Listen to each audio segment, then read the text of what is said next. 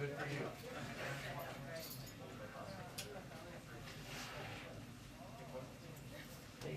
Hello. How you doing? Good. How are you? Okay. I like the chance to have a slightly longer briefing. Well, Were we just up against the clock yesterday? Is that why I was? yeah, we were up against the clock big time.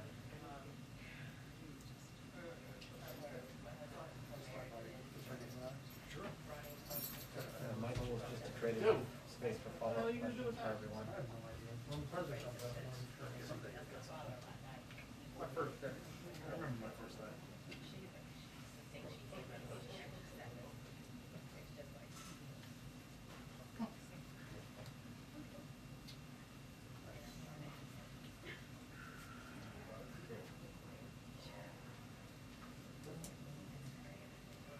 Two-minute warning to briefing, 2-minute warning to briefing. Thank you.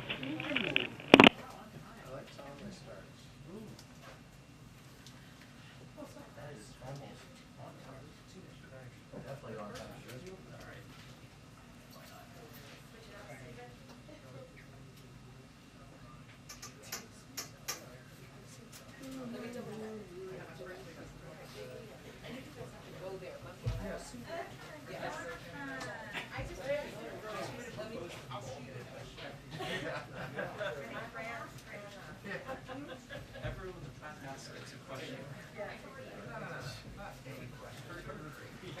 Who's got the bagpipes to go with the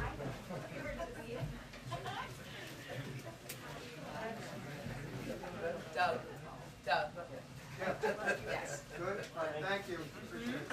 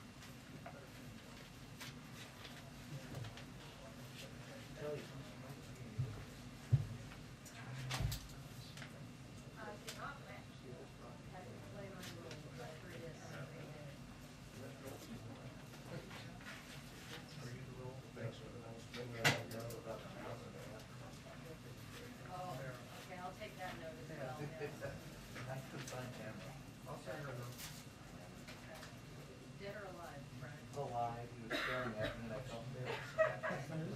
Yeah. I thought he was just begging for money. I didn't know, pay him or wait for Bill Murray to speak Lambert's on his back.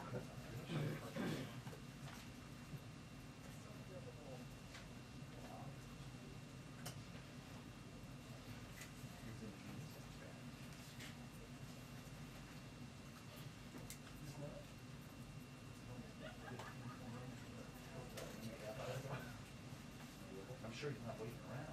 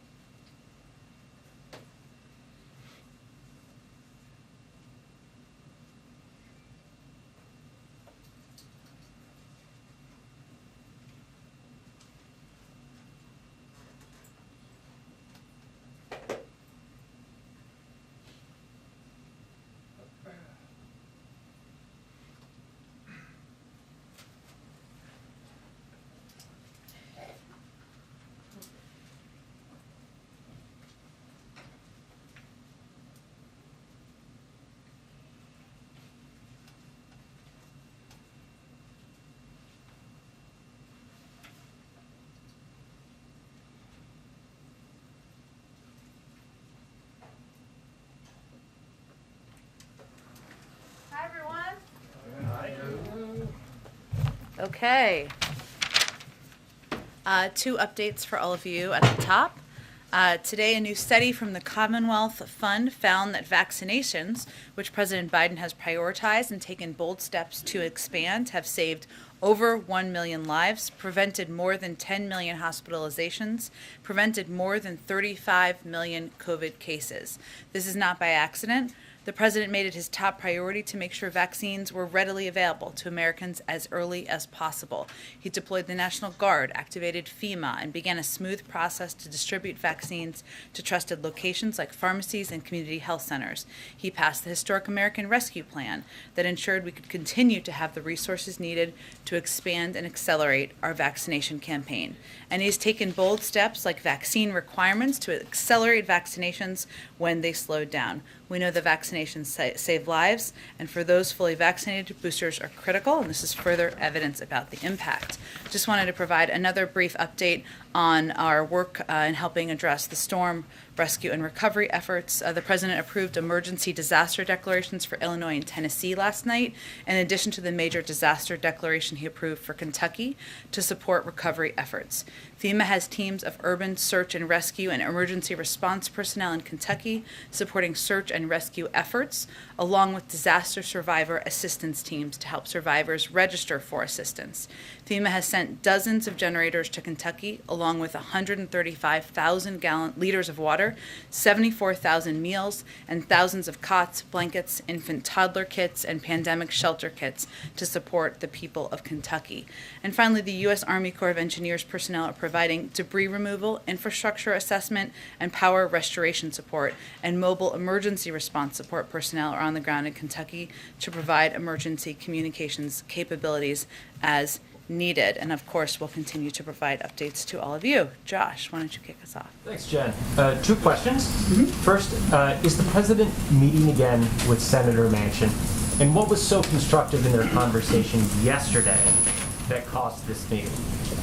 That caused the meeting? Or led to this follow-up meeting? What was the progress? What was the forward momentum? Sure.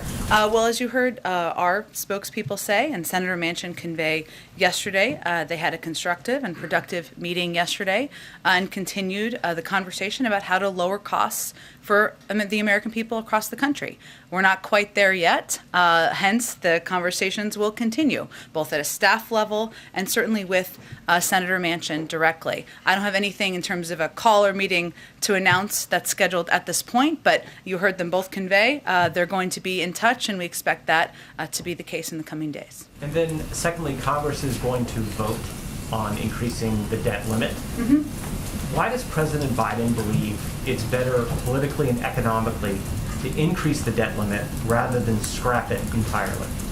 I know there are some proposing that. I would note that the debt limit has now been raised 82 times. Am I right in my math there? 82 times now? More than 80 is what I know. More than 80. That's probably a safe way to say it. And that it represents a shared responsibility to pay for past spending by both parties. There's plenty of time for conversations about what it should look like moving forward, but there's no question it's a good sign that we are not going to be on the brink of our U.S. economy or sending the U.S. economy into a recession, jeopardizing Social Security benefits, payments to our troops, or other critical functions of government. So there's no question, Josh. I expect that those who have alternate ideas or proposals for the debt limit moving forward may be outspoken of those moving forward, but certainly this is a good sign that we're going to avoid a default and putting all those payments at risk. Go ahead. California is bringing back statewide indoor mask mandates. Should other states consider similar action? We really leave it to leaders in states to make decisions about what needs to be done to keep communities safe. Our advice continues to be to follow the guidance of the CDC and our public health officials, and that advice is based on, continues to be that if you're in moderate or high transmission areas, they have specific recommendations about how to keep communities safe. In October, you suggested that Biden was going to speak on the filibuster, and you said in the upcoming week or something along those lines. Any guidance on timing, when he will speak on that, and what he may say? I don't have any updates on timing, nor am I going to get ahead of the president himself, but certainly getting voting rights done is something that he is committed to and is eager to get passed and signed into law. Last question. Any response to the revelations that that GOP lawmakers were texting Chief of Staff Meadows along with prominent Fox News hosts ahead of during the January 6 riots? Well, it's disappointing and unfortunately not surprising that some of the very same individuals who are willing to warn, condemn, and express horror over what happened on January 6th in private were totally silent in public, or even worse, were spreading lies and conspiracy theories and continue to since that time. So disappointing, not surprising. Unfortunately, we've seen a trend from some of the same individuals. Go ahead. It's been 1 week since the president had his virtual conversation with President Putin. Have you seen anything that leads you to believe there has been a de-escalation? And also, I know both presidents had tasked their teams to continue conversations. Can you outline any of those conversations? Sure. What they entail? Let me give you an update on that, Phil, in terms of the ongoing conversations. As I noted yesterday, but let me give you an update on what's happening today, we are continuing to consult closely with our European allies and partners to determine the best format for the security talks that President Biden and President Putin agreed to, and we're consulting closely with our partners on how to proceed. So as part of that, obviously our Secretary of State was meeting with his counterparts over the weekend for pre-planned meetings. Our Assistant Secretary of State, Karen Donfried, was just in Kyiv for meetings with Ukrainian leaders and to reinforce the United States' commitment to Ukraine's sovereignty, territorial integrity, and discuss the path forward. Today, she's in Moscow to meet with Russian leaders to express our concerns about Russia's escalation of forces surrounding Ukraine and to speak directly with senior Russian officials and underscore our commitment to help resolve the conflict in eastern Ukraine. So those conversations are a reflection of the follow-on that we expected and predicted following the conversations last week. Of course, our objective continues to keep this on a diplomatic path and to lead for that to lead to de-escalation. Have there been any signals of de-escalation, troops pulling out, or signs from Russian officials that they are stepping back to some degree? Again, we're watching this closely. I don't have any updates on that from here, but it is a good sign that there are diplomatic engagements and discussions that are continuing, including with Russian leaders and officials, Ukrainians, and our European partners. And then just one quick one on Build Back Better. Is the president kind of in this moment of the mind that the final package will look like whatever can get 50 votes?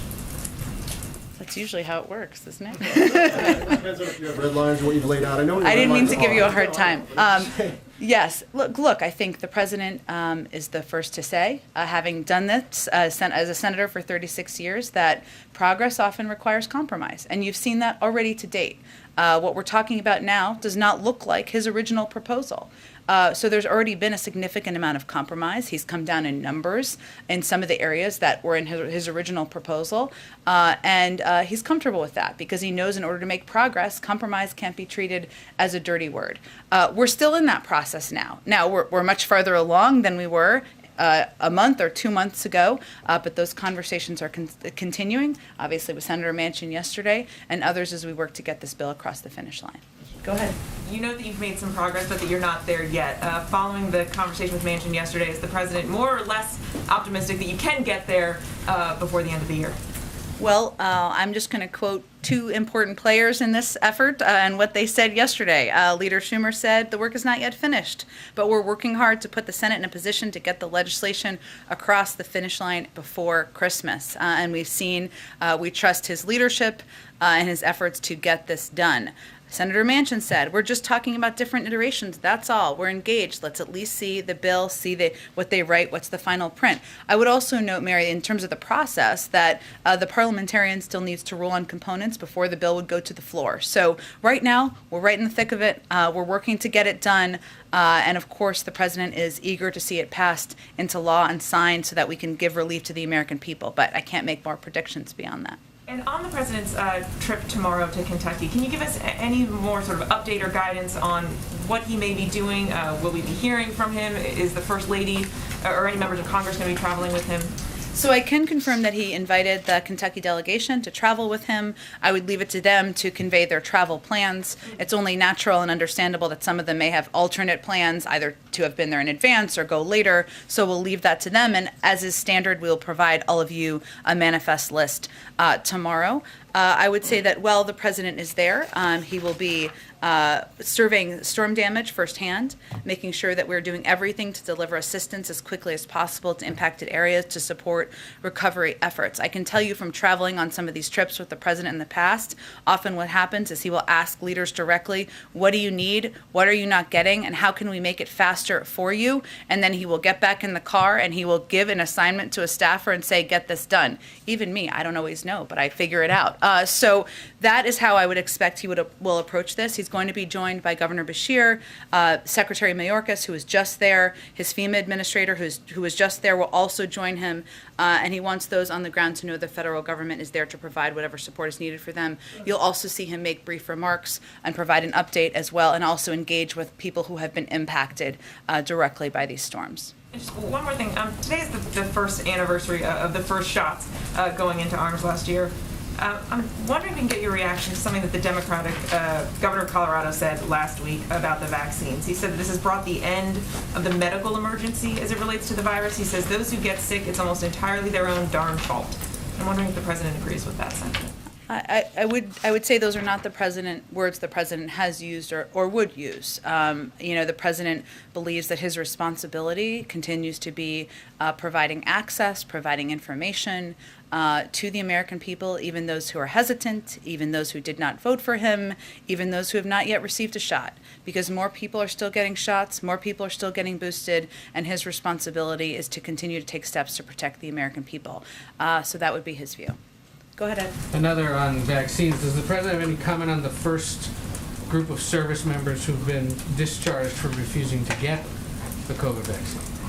So I know I'd, of course, refer you overall to the Department of Defense. My understanding is that 99% of the Air Force is in compliance. So we're talking about less than 1%, which to us, the story is that it's more than 99% who are in compliance. I would also note, and they can give you more detail on this, but this is at the end of months of counseling and engagement with those not yet in compliance about what is required here. And of course, there were people who were granted exemptions, who applied for those and granted exemptions. As the Secretary of Defense said, the requirement will help ensure readiness, which is what the American people expect from their armed forces, and we're certainly encouraged by the high level of compliance from the department. Last night, a federal appeals court upheld the ruling that required the administration to reinstate the Remain in Mexico border policy. Yeah. Do you know if there's any plan for the administration to file an appeal to the Supreme Court to finally settle once and for all whether this policy still needs to exist? Well, you know where we stand from a policy standpoint on this. We believe it's ineffective, inhumane, and the Secretary of Homeland Security has conveyed multiple memos in that regard, which is, of course, consistent with the president's view. I'd point you to the Department of Justice for any legal plans, but certainly, we note that decision this morning, and obviously would reiterate that this is a program that we disagree with, the injunction dictating court-ordered implementation remains in effect, so we continue to comply with it in good faith. There is another policy that's in place that a court didn't require you to put in place, and that is Title 42. I'm just curious if the plan is to keep it in place going into next year. That guidance is determined by the CDC and our health experts based on whether or not we're in the middle of a fight against a global pandemic, and we continue to be, but I'd really defer to them on any plans or decisions to change those And requirements. just one quick one from overseas. I'm curious if the administration has any comment on the case of Sergei, forgive me for getting this wrong, Tikhanovsky, the fellow Russian opposition leader who was apparently been sentenced to 18 years in jail now for organizing protests against President Lukashenko. Well, we have in the past, and let me just reiterate, our deep concern about any crackdowns on freedom of speech, freedom of expression, the right of freedom of speech by opposition leaders. I have not spoken about this particular case with our national security team. I'm happy to do that, Ed, and get you a more comprehensive comment. And the pronunciation, which I'm not sure of either, so we'll get you that too. Go ahead. Thank you, Jen. Why is it that there are still Americans stranded in Afghanistan? Well, I think, let me just reiterate something that Tony Blinken said back in August, which is that if Americans who are in Afghanistan wanted to leave, whether it was 3 weeks from now, a month from now, 2 months from now, back in August, we would help them get out. And that is something that we've delivered on our word on. I would note that since that time, we've directly assisted 479 American citizens, 450 lawful permanent residents, and SIV holders and SIV applicants to depart Afghanistan. That's important to convey because it's important for people to understand who are there, that even if they decided not to, or even if they decided not to today, we are still going to help them depart, and there's evidence of that. Okay, 479 left behind is a lot higher than the 100 to 200 that President Biden was talking about at the end of August. 479 who we've helped depart since And August. he said that he thought that we believe there are 100 to 200 with some intention to leave. So how did how'd you guys get the numbers? There were people who determined they wanted to leave since then, and it is our responsibility to help them depart. So that's evidence of our commitment to do exactly that. And is this something, as there are now at least about a dozen who want to leave right now, is this something the president works on every day? Certainly, he receives regular updates from his team, and we, the State Department and other national security officials really lead this effort. I would just reiterate that the United States does not track or put a tracker on American citizens traveling overseas, whether they're in Afghanistan or any country around the world. That would be quite a Fox News story, wouldn't it be, if we did that? We don't do that, but we do provide a range of services, even when we don't have a presence in a country. And our efforts to get American citizens out of Afghanistan, many of them dual citizens, many of them who've lived their whole lives there since that time, is evidence of that. Thank you. And then following up on something that you said yesterday, when you say that we've seen an increase in crime over the course of the pandemic, there are a range of reasons for that. Would you consider one of the reasons in the range prosecutors who are cutting people who are accused of many criminal offenses loose too quickly? I am not, as I wasn't yesterday, going to give an assessment for every motivation or reason for crime in different communities across the country. What I've noted, which you see in data, is that there has been an increase in crime since the start of the pandemic. I will let others assess what the reason for that increase in crime is. That is all I was conveying yesterday. Okay. There are some reports that these smash and grab robberies are being organized on social media platforms. Is the administration doing anything about that?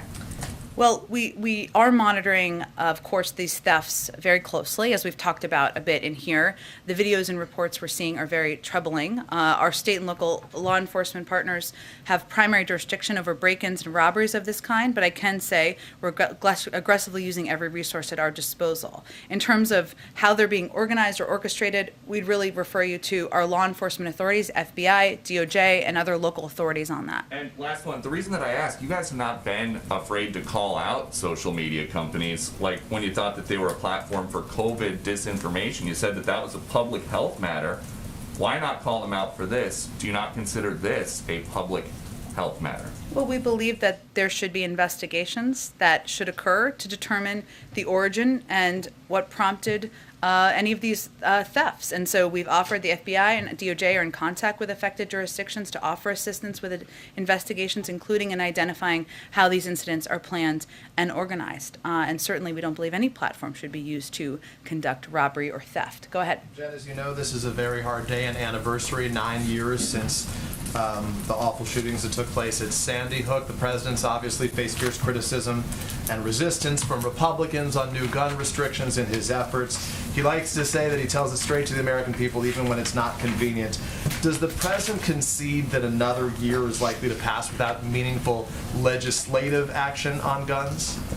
Well, the president's never going to predict a lack of progress for a year ahead of time. I will reiterate, though, that the president has taken more steps using his executive authority by this point in the presidency than any president in history, because he believes more needs to be done to address gun safety. And on a day like today, and hopefully you all saw the video released of the president marking today, it's a reminder of the fact that more progress needs to be made, that there are steps that need to be taken, whether it's banning assault weapons, whether it's ensuring that there are that gun manufacturers should be held accountable, whether it is putting in place universal background checks. These are all steps that the president would support. He is also encouraged, though, by the fact that there are some states that have taken initiative to put in place assault weapons bans, to put in place red flag laws that we know could have prevented some of these tragic circumstances, and he is going to continue to look at more work that can be done. So we can't predict, but clearly the political capital, as you witness, is not there. He was in charge of this when he was the vice president, however many years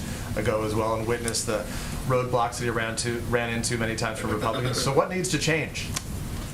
Well, I would say first he's encouraged by the activism that we've seen across the country and the impact he believes that has had on state laws that have changed. I would also note that he has not waited, and he has taken steps to rein in the proliferation of ghost guns, better regulation of stabilizing braces, encouraging states to adopt laws, as I noted, and he's going to continue to press and encourage action on existing legislation, the Violence Against Women Act, the requirement of background checks and gun sales, and even Build Back Better, which of course we're talking about and trying to get it signed. That would invest $5 billion in evidence-based community violence initiatives. So his interventions. He's going to continue to look for ways to make progress, even as there is obstruction by some in Congress. Last quick, when he heads to an in-person fundraiser tonight, I can't think of the last one that he's done. This may be the first one in the course of his time in office. You can tell me if there's another that I'm missing here. As we're speaking about in-person events, just because a lot of people look to the White House for sort of guidance on these things as an example, what is the White House's position on holiday parties taking place here? How are you guys handling that? Have you changed your position? Are they not happening? What are you doing differently? We're celebrating the holidays here at the White House this year through a variety of ways. First Lady received the annual arrival of the Christmas tree, of course, unveiled the holiday decorations. The President, the First Lady, the Vice President, and the Second Gentleman hosted the national tree lighting. We're also going to be hosting some holiday open houses, inviting guests to see the holiday decorations in person in the coming days. Of course, we're going to continue to implement COVID protocols, so it doesn't look exactly like it has always looked here, but we are going to continue to celebrate, to embrace the holiday season, and look for ways we can do that. Go ahead. Thanks, Jen. On January 6th, has the President taken the time to personally review any of the records of his predecessor on that day? Well, this is really something that's done primarily through the White House counsel's office, as should be appropriate. Can you tell us that the public schedule that you guys put out last night is rather thin today? What is the President doing today? Well, let's see. The President has 2 local interviews he will be doing later this afternoon. He has a number of internal meetings with senior members of his staff that have happened throughout the course of the day today, his presidential daily brief, and I believe there's some mayors who are visiting today as well. What's the purpose of the meeting with the mayors? It's not a meeting with the President with the mayors. They're here. I'm not going to get ahead of it beyond that, but he has a full schedule today. Go ahead.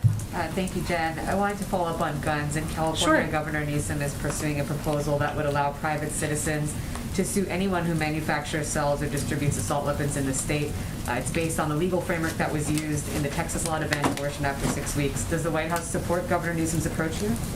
Well, first, I'd note there's no legislative text in California. It's a proposal or something that's being discussed. The President has long expressed his support for an assault weapons ban. He's called on Congress to pass a ban on assault weapons and high-capacity magazines. He'd like that to be done at a federal level. He's also taken action to rein in ghost guns, called on Congress to keep guns out of the hands of abusers, taken other strong executive actions to keep people safe from gun violence. He's also made clear over the last several months that he believes that SB 8 is not only an attack on women's reproductive rights, but that he will continue to fight for women's long-recognized constitutional right under Roe v. Wade. I know that part of what has been proposed here is about immunity from liability. The President has supported in the past the repeal of the liability of PLCAA, which is something we would repeal a special immunity for gun dealers and subject them to the same type of lawsuits faced by all other businesses. That's something that could certainly move forward in Congress, but I don't have any response to a specific proposal that isn't legislative yet. And as you note, the President marked the Sandy Hook anniversary. He's called on the Senate to pass stricter gun laws, but what is he doing himself to corral votes? And given the gridlock, would he support a filibuster carve-out to get something done on gun legislation? I don't have anything new to report to all of you on the President's position on legislative processes, but I would just reiterate the fact that the President has long been an advocate for common sense gun reform measures. He led the effort to get the Brady bill passed, to put an assault weapons ban in place, to get universal background checks passed, to put in place dozens of executive actions when he was Vice President, and has done more than any president in history at this point in his presidency to use his executive authority to take action on guns. Go ahead. What is the White House planning to do, if anything, to commemorate January 6th? I feel like there's been a little push and pull internally at the White House, not necessarily wanting to elevate former President Trump, but also wanting to respond to some of the threats. So how are you all approaching that? I don't have anything to report to you at this point in time about our plans. I expect we will have more as we get closer to the end of the year. But, the president, January 6th was one of the darkest days in our democracy. It was a day that our capital, our nation's capital, was under attack, and I think there's no question you'll see us commemorate that day. Just one more thing. Sure. On Monday, Russia said that it may be forced to deploy intermediate range nuclear missiles in Europe in response to NATO's plans to potentially do the same. And I'm wondering, what is the White House's response to that? I would just reiterate that NATO is a defensive alliance. Nothing has changed in that regard, despite the rhetoric of the Russians or other leaders around the world. We have spoken about the importance of engaging in de-escalation and diplomacy. Now is not the time to take steps that would do the opposite. So we remain focused on diplomacy, on engaging with our NATO partners, engaging with Europeans, engaging with the Ukrainians and the Russians, as I just outlined we are doing even as we speak. Go ahead. Thanks, Jen. Lawmakers reached a deal on the Uyghur forced labor legislation.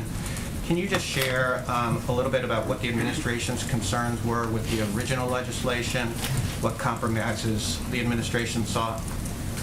I certainly understand the question, but I don't think I'm going to get into the details of the legislative behind-the-scenes discussions. Our effort is to often provide technical assistance to ensure that that bills are implementable. But if the president will sign the bill, we have been clear that we share Congress's view that action must be taken to hold the PRC accountable for its human rights abuses and to address forced labor in Xinjiang. We've already taken action on the global stage in that regard, leading an effort that G7, putting in place financial sanctions and global Magnitsky visa restrictions, and I think that's evidence of our commitment to this. On travel restrictions for South Africa and some of the neighbors, given the widespread transmission in Europe and Omicron cases in the U.S., any update that you can provide on when the administration may modify or even lift those restrictions? Well, the country-based restrictions were intended to be temporary to buy time, not longer-term restrictions. And as we said at the beginning, we're going to look at a range of data, including our own. That process is still ongoing, and we're watching 3 areas closely: vaccine effectiveness, transmissibility, and severity. And we'll continue to adapt our approach to travel restrictions as more data comes in. I don't have any update today on the timing, but certainly, again, just to reiterate, our intention is not for these to be permanent, and we're evaluating when we can lift them. Can I ask one more question Sure. on student loans? I think you said last week that you were working on a plan to help students pay. But what about President Biden's campaign to forgive or cancel $10,000 in student debt? Pardon me. What is the message to those people who feel that he's yet to follow through on that promise? If Congress sends him a bill, he's happy to sign it. They haven't sent him a bill on that yet. Go ahead. Thanks, Jen.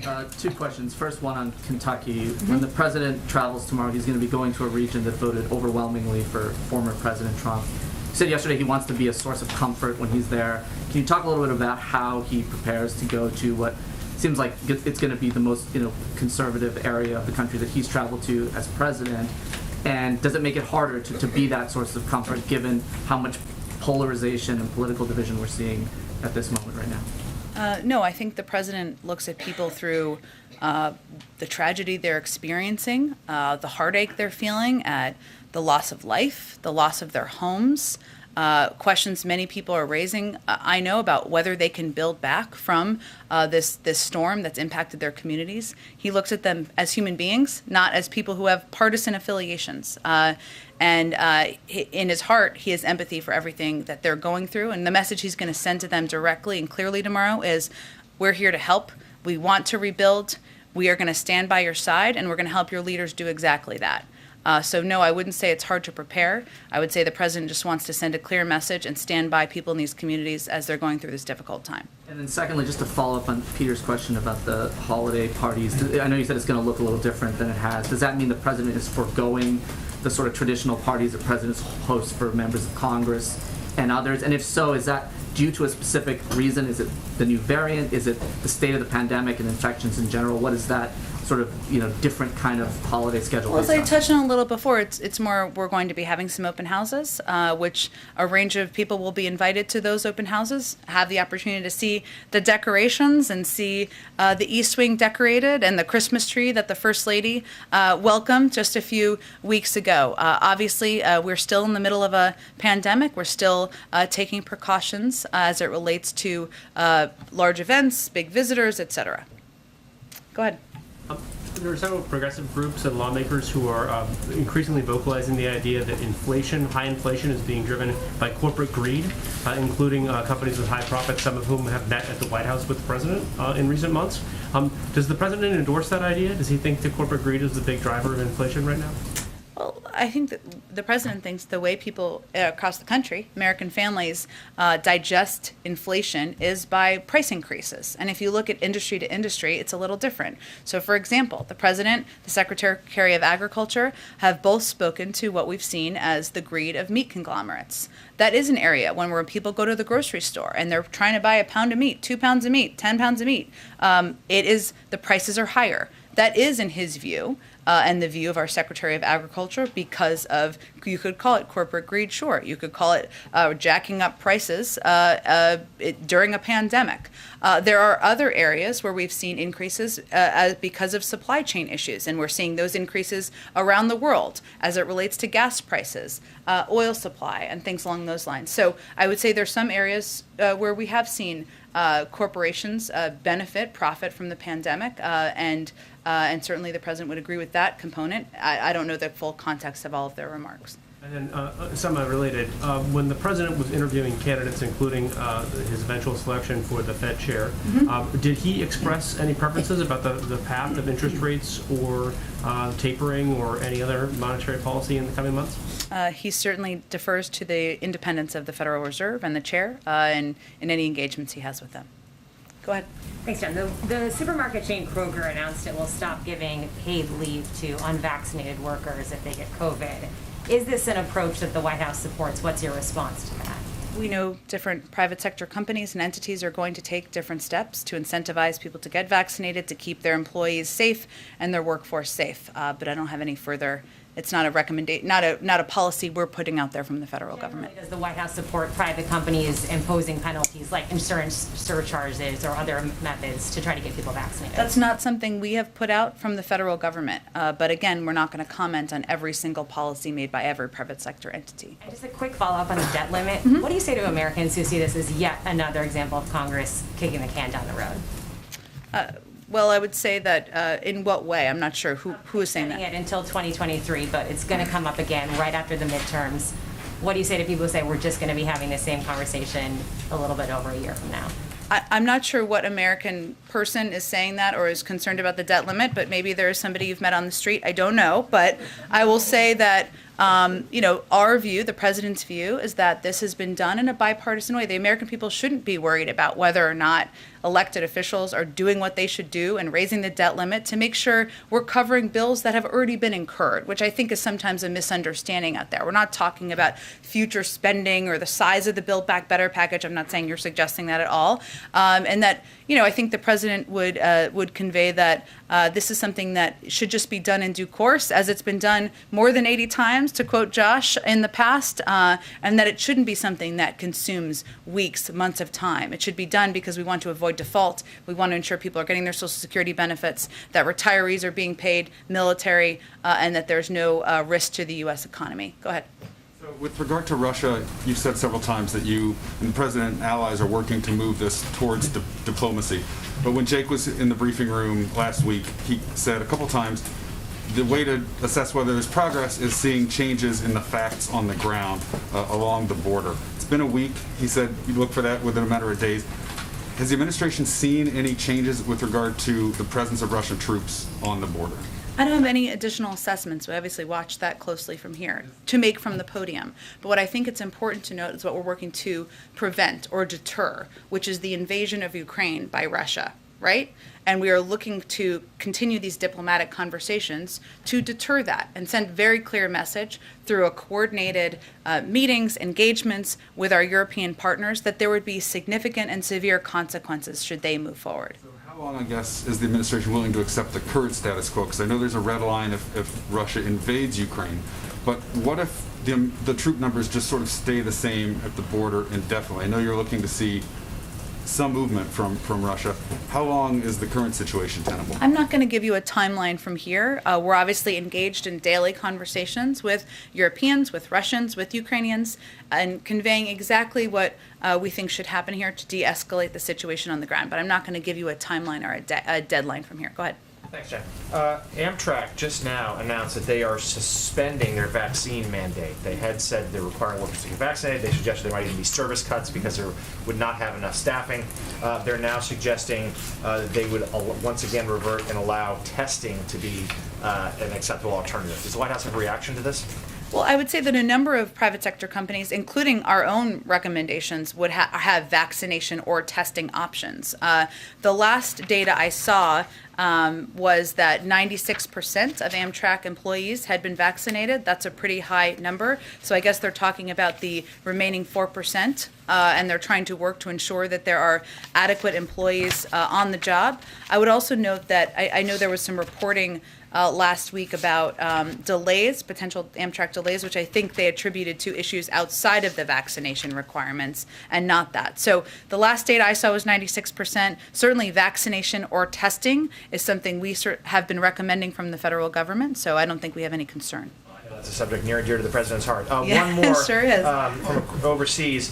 The United Kingdom has been really under siege from the new variant of the coronavirus. There's been dire warnings from the Prime Minister, the new restrictions put in place. Can you talk about whether there's been increased consultation between administration officials here and their counterparts in the UK about what they're seeing with this new variant, and any plans for conversation between the President and the Prime Minister?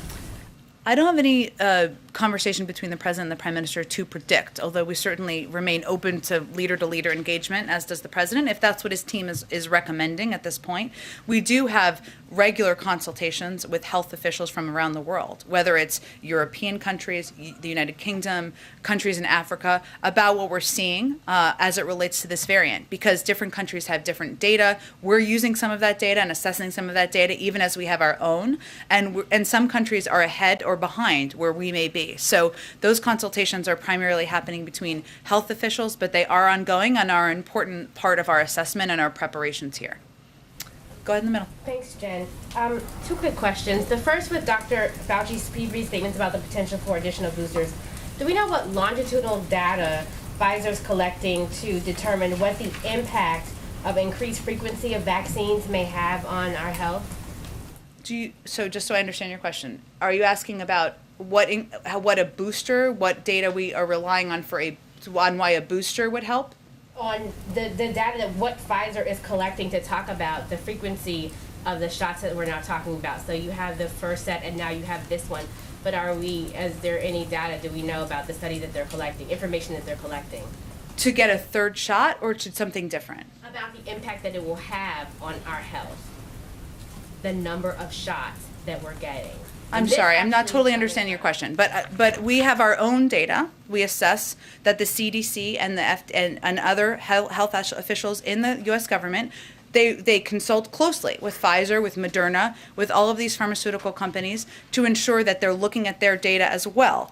And we, of course, they make recommendations whenever they think there needs to be an additional shot. So they made a recommendation about the efficacy of boosters. That is something we have seen provide additional protection from the Delta variant, which is still the predominant variant. And we also, and you've seen Dr. Fauci say, that provides additional protection as it relates to the Omicron variant as well. We haven't made any change in terms of what, at this point, fully vaccinated means, but Dr. Fauci has also said, that it's not a matter of if, but when. The second question is the President planning any clemency grants before Christmas? I know we haven't heard anything in about 2 months. He was saying that the White House was reviewing commutations for those on home confinement. Is there any update? Let me check with our counsel's office and see if there's any update. I know we've talked about this before and his intention of using clemency, but I don't have any update on the timeline of that. Go ahead. Thanks, Jen. A couple quick ones for you. On Kentucky tomorrow, will the president meet directly with anyone who's lost their homes? Can you provide more specifics on that direct engagement? He certainly will engage with people who have lost have lost loved ones, lost their homes. I don't know what exact tragic circumstances individuals will have, but these communities have been broadly impacted. And as you know, he's going to communities that were the hardest hit by the storm. And then on the expanded child tax credit, does the White House have a backup plan if Build Back Better does not pass this week to make sure that those payments continue to be made into the new year? Well, our intention and our hope is certainly to get Build Back Better done. I think if you're asking me if the child tax credit could be peeled off, I think if that's what you're asking me. Others were asking me this yesterday. Again, our focus on the legislative front is on Build Back Better and getting it done. I would note there have been some Republicans who have said they might support child tax credit in the past. I'd point you all out there to report on what they would or wouldn't support, but that would require 60 votes. Okay, and lastly, the House is expected today to recommend that former White House Chief of Staff Mark Meadows face criminal prosecution for contempt. Does the president believe that the Department of Justice should prosecute Mark Meadows? We leave that to the Department of Justice. Go ahead. Thank you, Jen. So you said the social spending package would lower costs in various areas like childcare, but would it lower inflation? That's what dozens of economists have said. Okay, even though like childcare could go down, but food prices could go up, they believe that the more spending that happens, the food prices could come back down, as well as the other things people are buying. Well, 56 economists say that Build Back Better will help, quote, alleviate some of the strain caused by inflation. And I think what's important to note here, and you're an economic expert of sorts, even if you play one on TV, but I know you actually are, is that as we talk about inflation and data, very important way to look at it and evaluate, look at the Federal Reserve projections. American people, how they're experiencing this at home, is a rise in costs in different areas, right? Whether it's meat prices when they're buying burgers, or gas prices, or other areas. So why we explain Build Back Better the way we do is to convey exactly the areas to the American public where it will lower costs. Childcare is a huge cost burden on a lot of families across the country, and it will have an immediate impact next year. Go ahead. Thank you, Jen. Two foreign policy questions. The first one, it's year-ender season, so I would ask you, what does the administration consider your biggest achievement in foreign policy in this first year? And also, what lessons have you learned from what is arguably the biggest failure, which is Afghanistan? This is a great question. I want to be thoughtful about it. I want to talk to the president about it, and I'm happy to do that. Go ahead. Can I follow up on China? There's a Washington Post report that says that Huawei actually has a bigger role in China's state surveillance. Do you have a reaction to that? And are there any additional plans for restricting more Huawei products? I don't have anything new on that either, but I'll talk to our national security team. Go ahead. Thank you. A quick follow-up. When you were asked if the president works on getting, these Americans out of Afghanistan every day, you said that he receives regular updates. Obviously, this is still a top priority for him, right? Absolutely. But I think it's important for people to understand the hard work that's being done day in and day out is through our diplomatic team, the State Department team, who are working on the ground, working with the military and others to get Americans out. A second question. The previous three administrations publicly celebrated Afghan women who stood up to the Taliban, in particular a number of former First Ladies. And the State Department brought some of these women to Washington and even gave them the International Women of Courage Award. Some are unfortunately stuck in Afghanistan right now. Does the United States still have a commitment to them? Absolutely. We celebrate, we honor the courage of these women. We are committed to continuing to provide a range of assistance and to working with a range of nonprofits and NGOs around the world. And I don't know what's next for the International Women of Courage, a really important celebration of courage around the world, nor can I predict that, but certainly a number of them would be great honorees. Okay, April.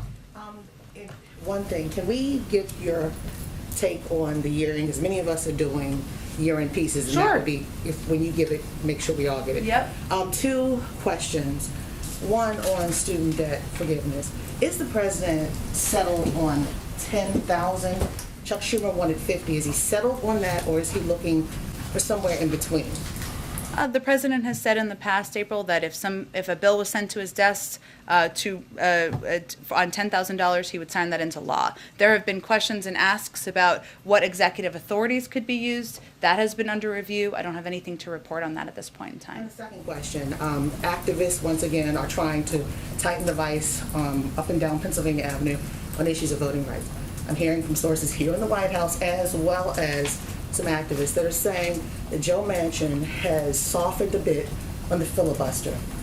Can you comment on that? Is that the case? Is that true? And has he said that to the president?